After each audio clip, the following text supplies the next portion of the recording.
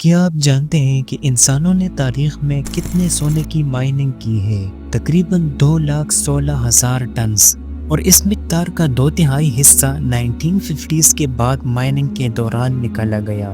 لیکن کیا ہو اگر آپ کو ایک ہی جگہ پر بہت بڑی مقدار میں سونے کے ذخائر مل جائے؟ ایسا ہی ایک حیران کن ڈسکوری حالیہ برسوں میں چائنا میں ہوا، جہاں ماہرین نے سونے کا ایک انتہائی بڑا ذخیرہ دریافت کیا۔ پہلے تو آرکیالوجسٹ کو لگا کہ یہ ایک عام سونے کی مائن ہو سکتی ہے، لیکن جیسے جیسے ریسرچ آگے بڑھی تو تصویر بالکل بدل گئی۔ زمین کے اندر موجود چٹانوں کے تجزیے سے معلوم ہوا کہ یہاں سونے کی صرف 1-2 نہیں بلکہ درجنوں وینز موجود ہیں۔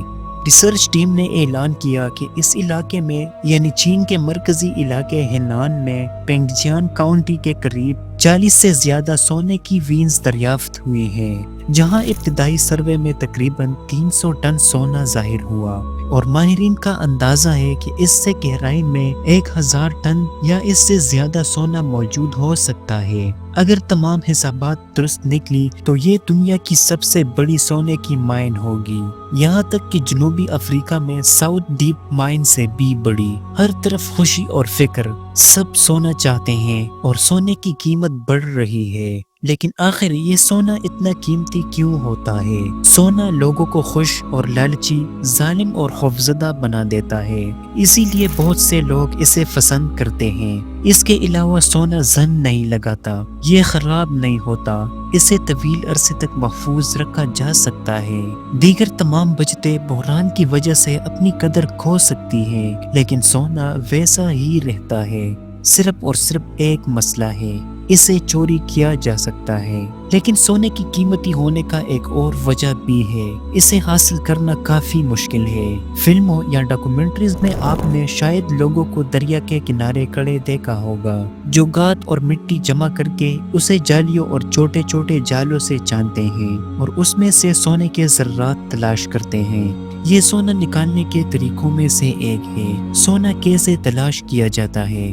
پہلے یہ قسمت پر منحصر تھا۔ کوئی شخص کنارے پر چل رہا ہوتا اور پانی میں کچھ چمکتا ہوا دیکھ لیتا، لیکن آج سونا تلاش کرنے کے طریقے کہیں زیادہ مشکل ہو چکے ہیں۔ جیولوجسٹ کا ماننا ہے کہ تقریباً تمام چٹانوں اور مٹی میں سونا موجود ہوتا ہے، لیکن اس کے ذرات اتنے باریک ہوتے ہیں کہ نظر نہیں آتے۔ لیکن جب سونے کی مقدار زیادہ اور نمایاں ہو تو اسے نکالنے کا کام شروع ہو جاتا ہے۔ سونے کی مائننگ شروع ہونے سے پہلے ایک مرحلہ ہوتا ہے جسے ایکسپلوریشن کہا جاتا ہے۔ اس مرحلے میں جیولوجسٹ زمین اور اس کی ساخت کا مطالعہ کرتے ہیں تاکہ سونے کے ممکنہ ذخائر کے آثار تلاش کیے جا سکیں۔ جیولوجسٹ سب سے پہلے چٹانوں کا تجزیہ کرتے ہیں اور کسی علاقے کے نقشے تیار کرتے ہیں۔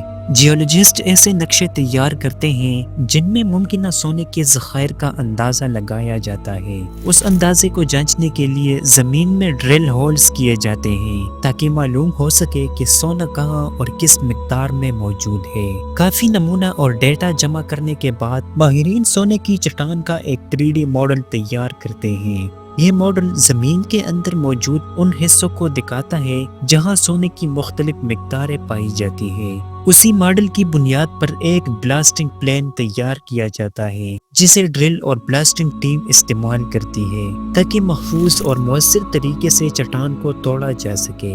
اس کے بعد ڈرلز کی مدد سے ایک مخصوص ترتیب کے ساتھ سینکڑوں سوراخ کیے جاتے ہیں، اور پھر بلاسٹنگ ٹیم ہر سوراخ میں ایکسپلوزیو مٹیریل رکھتے ہیں جسے ANFO یعنی امونیم نائٹریٹ اینڈ فیول آئل کہا جاتا ہے۔ اس ایکسپلوزیو کے بلاسٹ ہونے سے ہزاروں ٹن چٹان ٹوٹ جاتی ہے، اور پھر ہائیڈرولک شاولز اور فرنٹ اینڈ لوڈرز اس ٹوٹے ہوئے مواد کو بڑے ہال ٹرکس میں ڈالتے ہیں۔ یہ ہال ٹرکس تقریباً 240 ٹن مواد لے جانے کی صلاحیت رکھتے ہیں، یعنی تقریباً 4,80,000 پاؤنڈ۔ چٹان کے بڑے بڑے ٹکڑے جمع کرنے کے بعد مزدور انہیں ان ٹرکس کی مدد سے فیکٹریز میں لے جاتے ہیں۔ فیکٹریز میں جانے کے بعد ماہرین سب سے پہلے ان چٹانوں کو چھوٹے چھوٹے حصوں میں توڑتے ہیں۔ کرشنگ مشین کی مدد سے وہ خام مال کو کنکری جیسے چھوٹے چھوٹے ٹکڑوں میں پیس دیتے ہیں۔ یہ کنکری پھر گھومتے ہوئے ڈرمز میں جاتی ہے جو سٹیل کے گیندوں سے بھرے ہوتے ہیں۔ یہ ڈرمز گھومتی ہے اور گیندیں دباؤ کے تحت کنکری کو پیس کر پاؤڈر بنا دیتی ہے۔ اس پاؤڈر کو پھر پانی کے ساتھ ملایا جاتا ہے اور خاص فلٹر سے گزارا جاتا ہے۔ اس کے بعد سونے کو کیمیکل سولوشن اور ایک پیچیدہ صفائی کے نظام کے ذریعے خام مال سے الگ کیا جاتا ہے۔ یہ کاربن سے چپک جاتا ہے اور پھر کاربن سے الگ کیا جاتا ہے۔ اس کے بعد یہ الیکٹرولائسس اور کئی مزید صفائی کے مراحل سے گزرتا ہے۔ آخر میں سونے کو میلٹ کیا جاتا ہے اور گندگی سے الگ کیا جاتا ہے اور پھر اسے بارز میں ڈالا جاتا ہے اور مزید پروسیسنگ کے لیے دوسرے فیکٹریز کو بیچ دیا جاتا ہے۔ یوں زمین کی گہرائیوں میں چھپا ایک عام سا پتھر بڑی محنت، جدید ٹیکنالوجی اور انسانی جدوجہد کے بعد خالص سونے میں تبدیل ہو جاتا ہے۔ چائنا میں ہونے والی یہ عظیم دریافت ایک بار پھر ثابت کرتی ہے کہ زمین کے اندر اب بھی ایسے خزانے موجود ہیں جو دنیا کی اکانومی اور مستقبل کو بدلنے کی طاقت رکھتے ہیں، اور شاید آنے والے وقت میں انسان ایسے اور راز بھی دریافت کر لے جن کا آج ہم صرف تصور ہی کر سکتے ہیں۔